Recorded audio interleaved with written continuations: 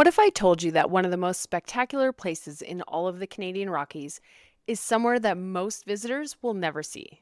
Not because it's too far away, it's actually less than an hour from Banff, but because getting there requires either a whole lot of luck or a whole lot of determination. Today, I'm going to tell you everything you need to know about Lake O'Hara in Yoho National Park and how to decide if it deserves a spot in your itinerary. Welcome to the Banff Travel Podcast. If it's your first time here, I'm Celine Brewer, a local Canmore resident and Banff travel planning expert. I help travelers like you plan unforgettable trips to Banff National Park and the surrounding area. If you've been listening for a while, I truly hope these episodes are making your trip planning a little less overwhelming and a whole lot more exciting. Today, I want to talk about a place that still blows me away every time I visit. I don't say that lightly. I've lived in Canmore for coming up on a decade, and I've hiked hundreds of trails in this region. I've seen Moraine Lake on a glass calm morning, and still, Lake O'Hara stops me in my tracks every time. Now, you may not have even heard about Lake O'Hara. Maybe you have, but you've heard about how difficult it is to get there. And it is difficult. Many people have been trying for years without any luck. But if you're willing to leave a little flexibility in your itinerary, then I think it's worth at least trying. This will all make more sense as we talk more about the area and how to get there. So why is Lake O'Hara unlike anywhere else? Why isn't everyone talking about it if it's so beautiful? Why isn't everyone trying to go there? Lake O'Hara sits in Yoho National Park, just west of Lake Louise, but the reason you don't see as much about it, why it feels so untouched, so incredibly pristine, is that Parks Canada strictly limits how many people can visit each day. We're talking of a daily quota of approximately 200 visitors. Now, compare that to Moraine Lake, which sees thousands of people on a busy summer day. In 2023, it was estimated that 5,000 people visited Moraine Lake each day. The difference is just night and day. Now, I do want to be really honest with you here because I think this is important. If your plan is to take the shuttle to Lake O'Hara, spend the day walking around the lakeshore, and then head back, it is still beautiful and you'll still love it, but you won't have experienced what makes this place truly extraordinary. The magic of Lake O'Hara isn't just at lake level, it's getting up above it. The hiking at Lake O'Hara is some of the best I've probably seen in the world. But it's when you get up into that alpine environment, looking down on the lakes that are so impossibly blue, it's hard to believe, walking across boulder fields and those constant views. Now that is what makes this place so spectacular. Obviously, I understand that not everyone is capable of that level of hiking. But that's when you need to really think about if it's worthwhile to skip some of the other more accessible areas to spend a day at Lake O'Hara. So what can you actually do at Lake O'Hara? It's basically hiking. One of the things I love most about Lake O'Hara is that the trail network is genuinely world class. And you know what? There are some trails for different fitness levels, and the best part is that they all connect. So you can mix and match depending on how you want your day to go, on how you feel, and how much time you have. There's almost an infinite number of combinations out there, but let me walk you through the ones that we keep coming back to. Obviously, there's the Lakeshore Trail, so around Lake O'Hara itself. If you're just getting started or you want something more relaxed, the Lakeshore Trail is a beautiful 2.9 kilometer loop right around Lake O'Hara itself. It takes roughly an hour and it's really quite lovely, especially with those mountain reflections on the water. There's a short spur at the far end to see the Seven Veils Falls, which is worth the extra few minutes. Even if you arrive back to the shuttle and you still have some extra time before your return shuttle, it's also a great way to spend it. If you want to go higher, and I really do encourage you to go higher, the Lake Oessa Trail is one of my absolute favorites. You follow the Lakeshore Trail for a bit and then climb a stretch of switchbacks before the trail opens up into this beautiful rocky alpine world. And then you crest a ridge and Lake Oessa is just sitting there, this perfect turquoise alpine lake ringed by towering mountains. It's about 6.5 kilometers return, not a walk in the park, but very doable for most people with moderate fitness levels. Lake MacArthur, another one, so spectacular and well worth the time to get there. It's roughly 7.2 kilometers return, and it takes you through alpine meadows, past Schaefer Lake, and up to what I think is one of the most intensely colored lakes I have ever seen. And then, of course, there's the Alpine Circuit, the crown jewel of Lake O'Hara hiking, and honestly, one of the best hikes I have done. This is a high alpine route that strings together multiple trail sections. It's not for everyone, and I want to be clear about that. But if you're an experienced hiker who's ready for it, completing the Alpine Circuit is something you will simply never forget. The views from that ridge are unlike anything else I've experienced in the Rockies. When you get on that shuttle bus, Parks Canada is going to give you the same caution that I've given you, that this trail is not for everyone. It requires a high fitness level, and it is a very long day of hiking. Of course, this isn't the full list of all the trails there. You can also hike to Linda Lake or further to Cathedral Lake. We've done almost all of the trails there, including the Alpine Circuit, on a few different occasions. In fact, even our kids, who can be star hikers when they want to be, have done it and quite enjoyed it, but it was a long day. But I still try to go back to explore further and even do the trails we've done before. I'm going to include our full guide to all the different trails you can find at Lake O'Hara, including a full description of the Alpine Circuit, so you can plan your day if you're lucky enough to go there. And one last thing on the hiking, larch season. You know how much I love larch season, so I have to talk about it. In late September, the larch trees turn that incredible golden yellow, and, it's just stunning up there. If you happen to be visiting late September, this is a spectacular time to visit.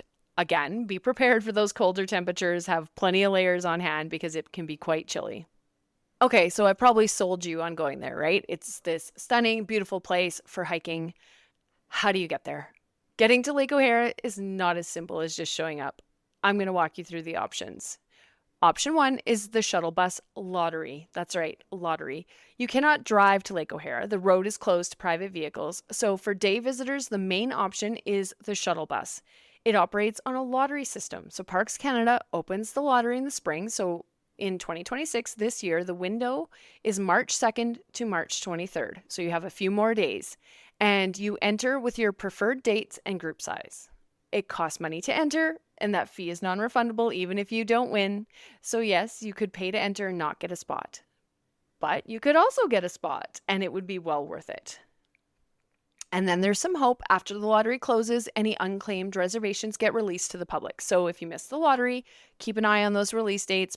People can sometimes get spots that way. And then a local tip for you that I want to share from personal experience. So Schnurp, you've probably seen that mentioned on my website, or I've mentioned it here before. It's a website, not an app, but it genuinely is one of the most useful tools I've found for getting into places like Lake O'Hara or campgrounds. And the way Schnurp works is it monitors the Parks Canada reservation system and alerts you the moment a cancellation opens up, whether that's a shuttle ticket or a campsite. So instead of having to remember to check Parks Canada's site every single day, hoping something has freed up, Schnurp does it for you and sends you a notification. You just need to be ready to get on immediately. I have personally used it to snag Lake O'Hara day use shuttle tickets. Now, I do have a 10% discount code for Schnurp, which I share exclusively with my email list. So make sure you're signed up over at travelbanffcanada.com.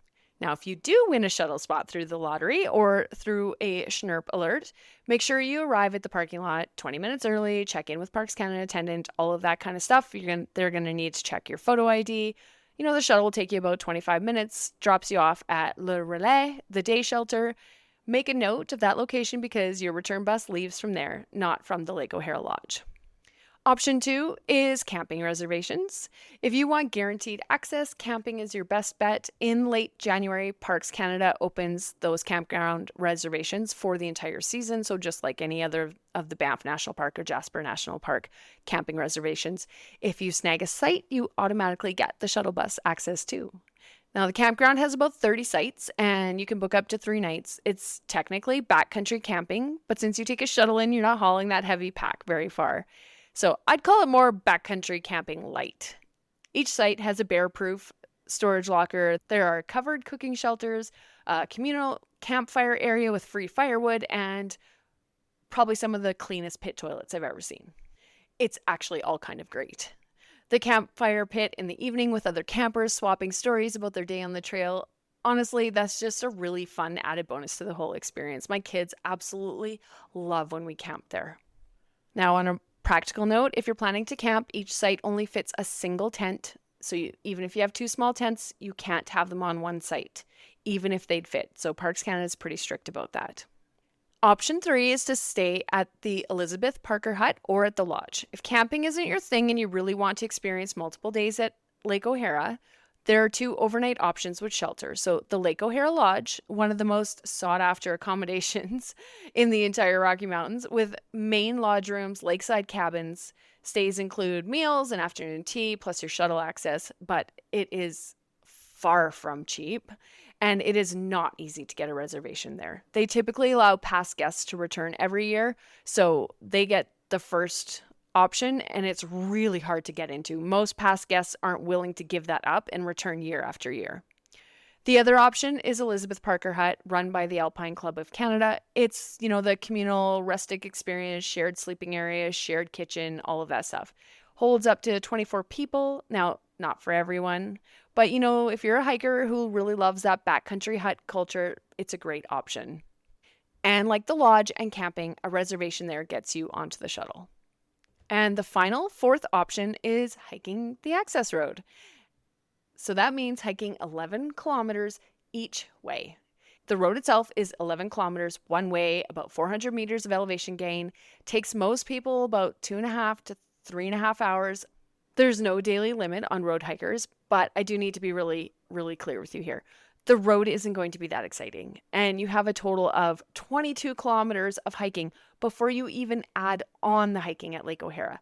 You'll arrive at Lake O'Hara having already used up 3 hours and a lot of leg energy before you even start any real hiking, and you still have to plan to be able to hike back. There is a chance you can catch a ride back on the shuttle if there's space, and you need cash. If you don't have cash, you won't get on, and it's not guaranteed. So you need to be able to hike that full 22 kilometers.